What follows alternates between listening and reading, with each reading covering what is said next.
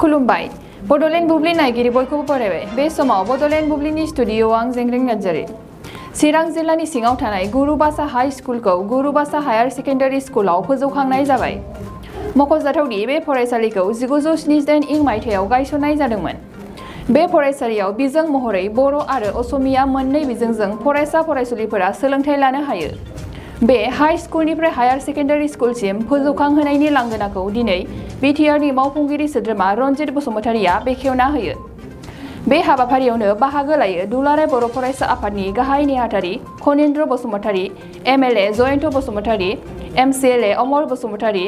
MCLA Madhav सेत्री आरो गोबां दैदेनगिरिफोर लोगोसेनो बे हाबाफारियाव बाहागो लाना मावफुंगिरि सोद्रोमा रनजित बसुमतारिया मा फोरमायखो फै मिथिना लानि गुरुबासा हाई स्कुलखौ हायार सेकेन्डारि आपग्रेसन खालामबाय बे हालामनि फरायसा फरायसुलिफोरनि थाखाय खोब मोजां बाथ्रा आरो जौगानाया बेवहाय फैसिगोन मोनसे बाथ्राया बेनो बेवहाय गोबां मा होनो सोलोंथाइ गोनां माने मास्टार डिग्री लानानै पास जानाय 11सा फोरोंगिरिफोर दङ जाय फोरोंगिरिफोरा माने गुन गोनां सोलोंथाइ होनायाव बा आपग्रेसन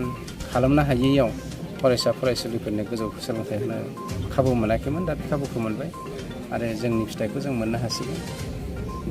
आपग्रेडेसनाव बेसेबांसो फरायसाफोरखौ लानो खाबु होगोन दासिमथ' बिथांमोना आं दहाय खबर लानायाव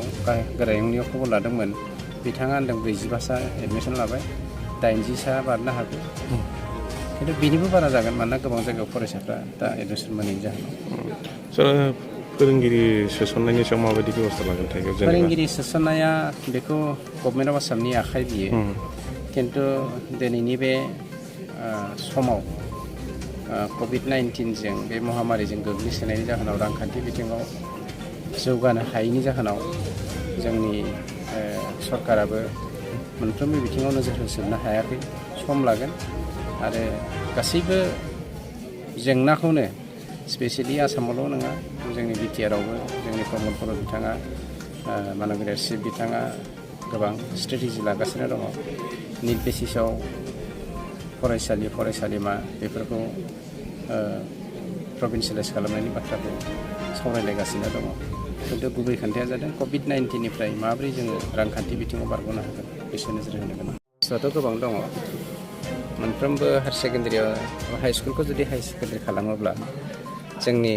रांखान्थि बिथिङाव गोग्लैसोनाय फरायसा फरायसुलिफ्रा गोजान जायगायाव थांनाङालासिनो लकेलावनो थानानै फरायनो हायो रांखान्थि बिथिङाव होनबा जोङो एसे सुंथानाय फैनो हायो गुबुन फारसे देग्लाय फरायसानि अनजिमाया बारा जानायनि थाखाय पासनि अनजिमाया बारा जानायनि थाखाय गोबां जायगायावहाय सिटनि केपासिटिया खम जानायनि जाहोनाव एडमिसन मोनलायै जादों आरो मोननै थांखि मोनसे आपग्रेडेसन खालामनानै गभर्नमेन्ट हायार सेकेन्डारि खालामनानै बे बुस्थुखौ समायजाखौ समाधान खालामनाय खिन्थु गभर्नमेन्ट हायार सेकेन्डारिफोरावबो जुदिअ आपग्रेडेसन खालामदों आपग्रेडेसन खालामनायनि उनावबो बेवहाय सिट केपासिटिया माने थोआ क्लासरुमनि गोनांथिनि जाहोनाव जायनि जाहोनाव बै भेन्सार कलेज स्कुलफोरावबो माने एडमिसन फिसा गोरोबनो हायैनि जाहोनाव एसे जेंना जालायगासिनो दं अब्लाबो जोङो गाहाय फोरोंगुरु माने बे गोरायुंफोरखौ फरायसालिनि गोरायुंफोरखौ जों खावलायदों हानायमानि एडजास्ट खालामनो नाजादों खस्थ'आथ' जाखासिगोन मानोना सेक्सन हिसाबै फोरोंनोबो जोंनियाव फोरोंगिरिनि आंखाल फारसेथिं फरायसाफोरनि जिउखौबो जोङो नस्थ' खालामनो हाया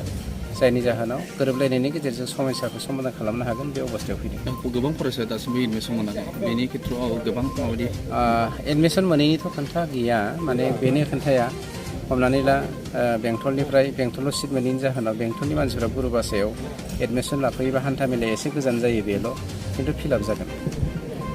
मोनसे गोजोनथाव खौरां गोजोननि नोगोर क'क्राझाराव थानाय बाजार इन्डिया आरो MRM हस्पिटाल साखाथियाव बड'लेण्ड थेरापिस्ट सेन्टाराव थुब्ला ब्रह्मआ गुबुन गुबुन रोखोमनि सानाय सुनाय गोनां सुबुंफोरनि थाखाय फाहामथाय होनाय जायो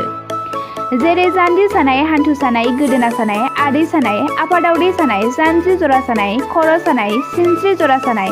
बैफोरबायदि सुबुंफोरनि सानायफोरखौ फाहामथाय होबोगासिनो दं सोरबाफोर बे बेरामाव गोग्लैनाय सुबुंफोरा बे खाबुखौ लानो हागोन गोबां मिन्थिनो थाखाय नैबे जानबुं नङाव फन खालाम 9974030738